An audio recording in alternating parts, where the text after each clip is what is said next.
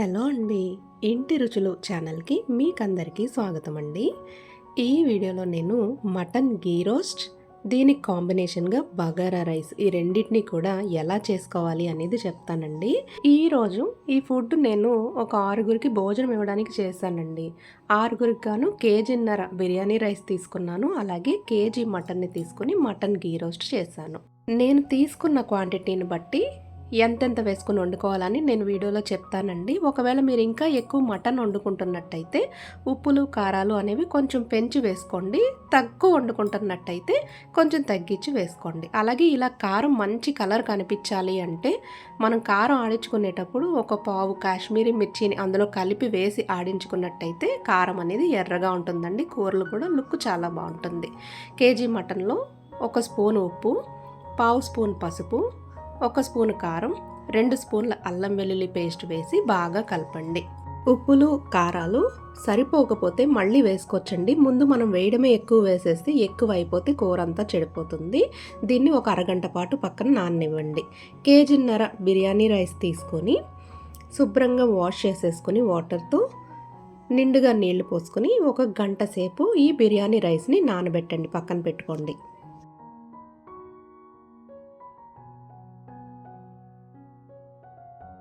Marinate చేసి పక్కన పెట్టుకున్న మటన్ని కుక్కర్లో వేసి స్టవ్ మీద పెట్టుకుని ఇలా వాటర్ వస్తుంది కదండి, 7 విజిల్స్ వచ్చేదాకా ఉడికించండి. స్టవ్ ఆఫ్ చేసేసుకుని ఒక మిక్సీ జార్ తీసుకుని కొన్ని కొబ్బరి ముక్కలు, 1 స్పూన్ గసగసాలు, వాటర్ మిలాన్ సీడ్స్ కొంచెం, అలాగే కొద్దిగా జీడిపప్పు, 2 పెద్ద ఉల్లిపాయలు తీసుకుని ముక్కలుగా కోసుకొని ఇలాగా మెత్తగా పేస్ట్ చేసుకోండి.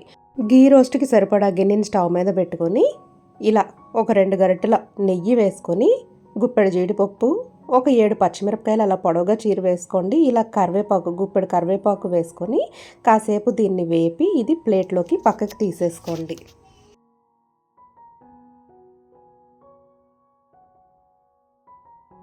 ఈ గీలోనే ఇంకొక స్పూన్ గీ వేసుకొని మనం గ్రైండ్ చేసి పక్కన పెట్టుకున్న ఉల్లిపాయ పేస్ట్ ఏదైతే ఉందో, కొబ్బరి ముక్కలు, గసగసాలు అన్నీ పేస్ట్ చేసుకున్నాం కదా, అది వేసి ఇలా వేపుకోండి. ఇందులో ఒక 1/2 స్పూన్ సాల్ట్, అలాగే 1/2 స్పూన్ అల్లం వెల్లుల్లి పేస్ట్ కూడా వేసుకొని కొంచెం రంగు మారేదాకా మగ్గించుకోండి.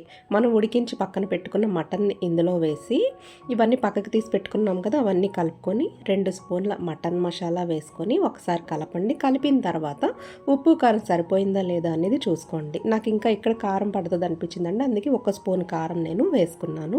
ఇవన్నీ బాగా కలుపుకొని ఆ గీ ఏదైతే ఉందో 1 స్పూన్ ఆయిల్ కూడా వేసుకోండి. మీకు కావాలనుకుంటే ఆయిల్ పైకి తేలేదాకా కూడా బాగా దగ్గరికి రోస్ట్ చేసుకుంటే మటన్ గీ రోస్ట్ రెడీ అండి.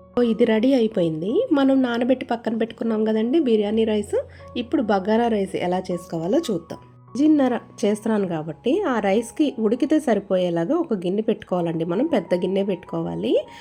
ఆ రైస్ మొత్తానికి కూడా ఇక్కడ ఒక 2 గరిటెలు ఇలాంటి పెద్ద గరిటెతోటి ఆయిల్, 1 గరిటె నెయ్యి వేసుకోండి.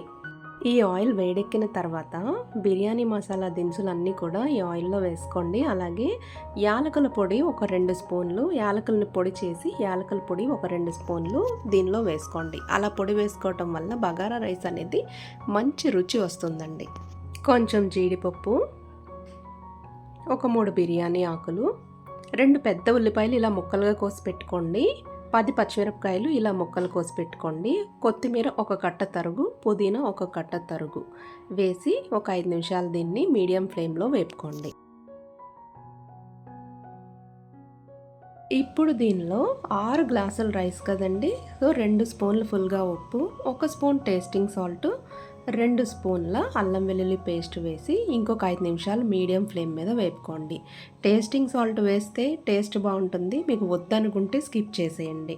కేజీన్నర బిర్యానీ రైస్ 6 గ్లాసులు వచ్చింది కదండి. 6 గ్లాసుల రైస్కి 12 గ్లాసులు వాటర్ వేసుకుంటాం కదా, కానీ బిర్యానీ రైస్ వండుకునేటప్పుడు 1 గ్లాస్ తగ్గించి వేసుకోవాలండి. 1 నిమ్మకాయ నుండి రసం తీసుకొని దీనిలో నిమ్మరసాన్ని వేసుకోండి. దీన్ని ఒకసారి కలిపి ఉప్పు సరిపోలేదేమో చూసుకోండి, సరిపోకపోతే ఇంకొంచెం సాల్ట్ వేసుకోండి. ఈ వాటర్ మనం రుచి చూసినప్పుడు ఆ నీరు ఉప్పగా తగిలిందనుకోండి, ఈ వాటర్ అనేది రైస్కి కరెక్ట్గా సరిపోతుంది దానిలో వేసిన ఉప్పు. అలా కాకుండా చప్పగా తగిలితే కొంచెం ఉప్పు అనేది వేసుకోండి. ఇలా వాటర్ ఇలా మసులుతున్నప్పుడు మనం నానబెట్టి పక్కన పెట్టుకున్నాం కదండి, ఆ బిర్యానీ రైస్ని ఇందులో వేసుకోండి.